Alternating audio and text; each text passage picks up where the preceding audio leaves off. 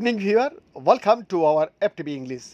Yeah, the US boarding of an oil tanker in the Indian Ocean on Tuesday shows Washington making good on a place to track Iran-linked vessels anywhere in the world, an extension of its blockade of Iranian ports that increases the pressure on Tehran.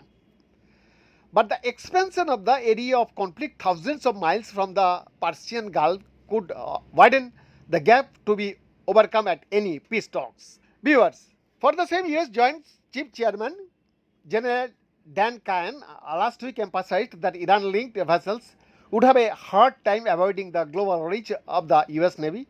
He specifically mentioned the area overseen by US Indo Pacific Command. Marine tracking data showed the tanker, the M-T Tiffany International Maritime Organization ship number 9273337, which can carry 2 billion barrels of crude oil, was stopped between Sri Lanka and Indonesia, more than 2,000 miles from the Persian Gulf, within the Indo Pacific area of responsibility. It was heading towards the state of Malacca, having been at Iran's Khark Island oil terminal inside the Gulf as recently as April 6, according to satellite imagery seen by CNN. Maritime traffic data showed it in the Gulf of Oman, outside the state of Hormuz, on April 10, traveling southeast.